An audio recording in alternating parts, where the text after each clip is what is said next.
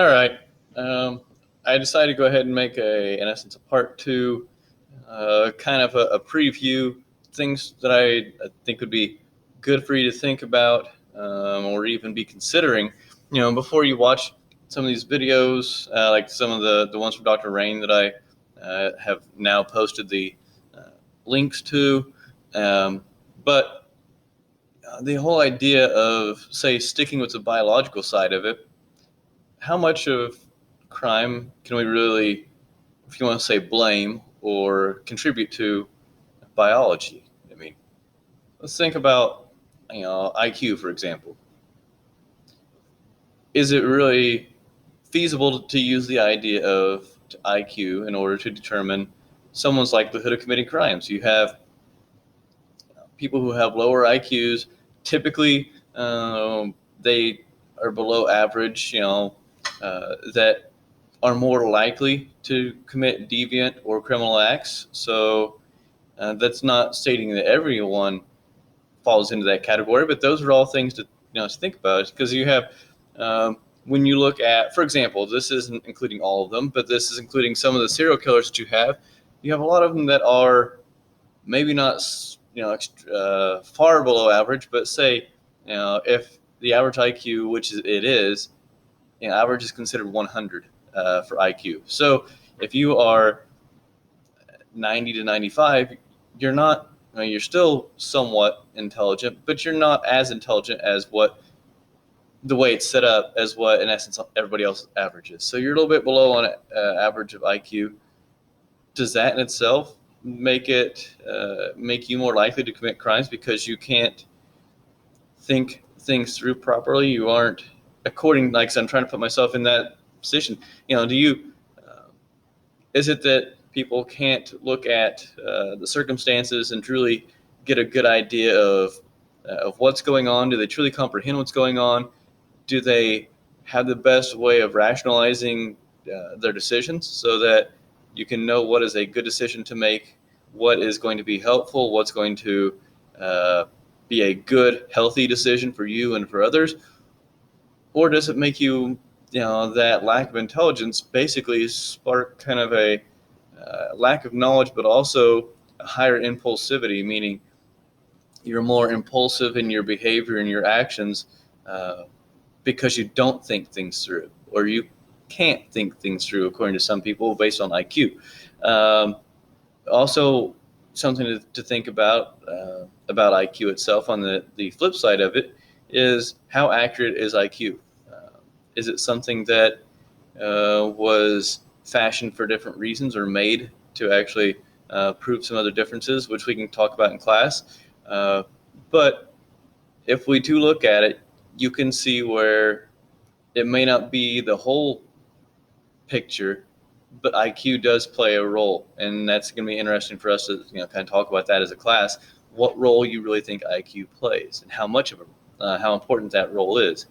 So beyond that, beyond the whole IQ, talking about biological things, what else is there? I mean, are there features, physical features that make us more likely to commit crime?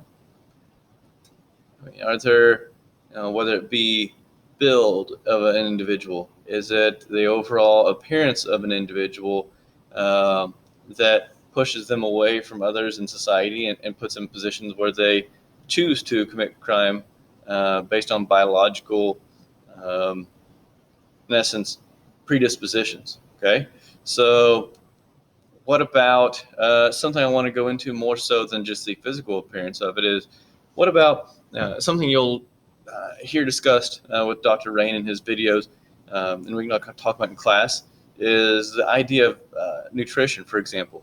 Nutrition plays a huge role in your brain in terms of the functioning of it as well as the development of it, if you want to go further back.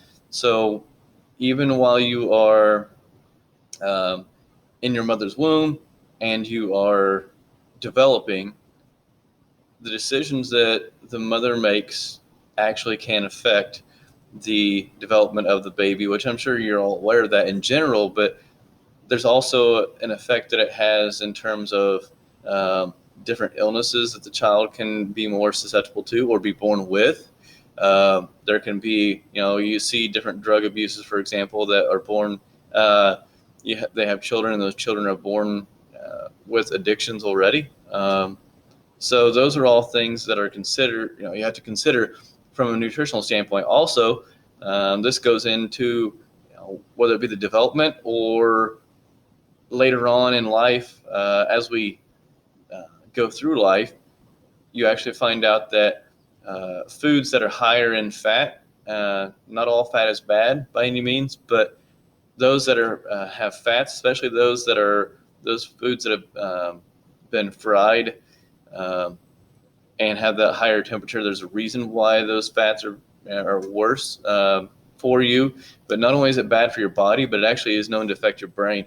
So, they've done studies on this, and they've actually shown how much effect that it has to eat, say, fast food on a regular basis, how much it will affect you mentally. It makes you more mentally and physically lethargic, so slower to respond, slower to think.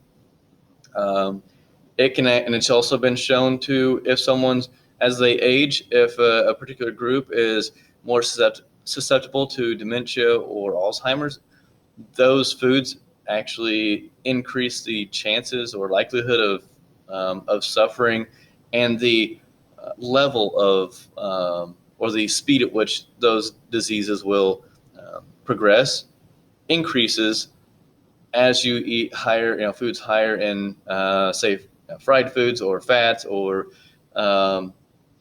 also you have the issue to where it will affect your hormones for lots of things, which hormones play a role in body development, but also in brain function and body function.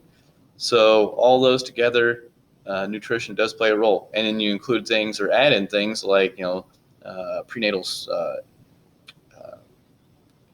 exposure to, I should say, prenatal exposure to smoking, drinking, drug usage, things like that. Also, sleep deprivation, which most of you are probably familiar with at some point in time by now, because you choose to stay up late or whatever, and including myself with work and whatnot. It will actually cause your brain to function less effectively because it affects sleep patterns, and it also affects your body needs those different forms of rest that your brain goes through while you are sleeping. Otherwise, it does affect how well you can think and how well you operate in so many ways. And that, as far as what we're talking about in terms of class, how does that affect biology or biological things with crime? Once again, more impulsive behavior, poor attitudes, more issues with overall decision making. That's been shown to have an effect. Let's see some other things as far as simple ways to help with it. Higher levels of vitamin C, fish oil, and even creatine, which you can also call it creatinine in a different form. All those have actually been shown to help mental health without having other drugs. For example, creatine has been shown to help with different types of depression, but it's not used much because pharmaceuticals don't like the idea of using something that's inexpensive whenever they can just make stuff up that's really not going to be all that beneficial, have side effects, plus have you on other medications more expensive. So, but there's things like that to consider. Genetics, with Lombroso's idea of being born criminal, how much of that was truly genetics and how much of that is being born into an environment where you become desensitized to it, in addition to any biological problems you might have or be introduced to. So those are all things you can think about. I want you to be thinking about them. Do criminals look different? Do they act different? What is it about their brains? Something else that you'll learn from some of these videos, and we'll talk about more in person, is this concept that the brain structure itself actually can change and does change, or people who are born with malformed or incomplete limbic systems, which control your emotions and things like that. For instance, your amygdala that deals with fear. If someone who typically those who are psychopaths or struggle with impulsivity have some type of damage or malformation of the amygdala as well as the prefrontal cortex, that's more impulsivity, decision making, things like that. So technically it is biological that can affect you, but is that causing people to commit crimes that they wouldn't normally commit? Or is it just something that adds to it, adds to the difficulty in controlling behavior? So those are some things, like I said, there's a lot more that we talk about in person. I think it would be really interesting to get your ideas on this, your thoughts.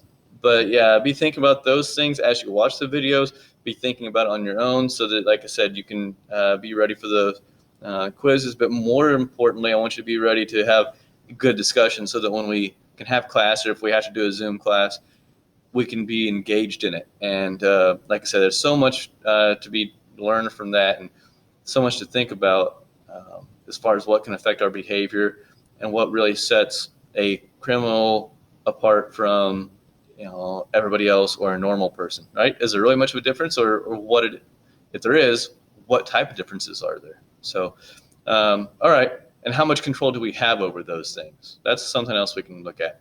So this will kind of conclude the idea of the biological side of things, but like I said, we'll pick up later. But I just wanted to kind of touch base with some of that, talk in more general terms instead of specific to specific theories or things like that. But once again, this is the um, biosocial or biological viewpoint that we're going to go into greater depth with. All right, so have a good day. Once again, be careful. Hopefully get back in the classroom. We can have some good discussion.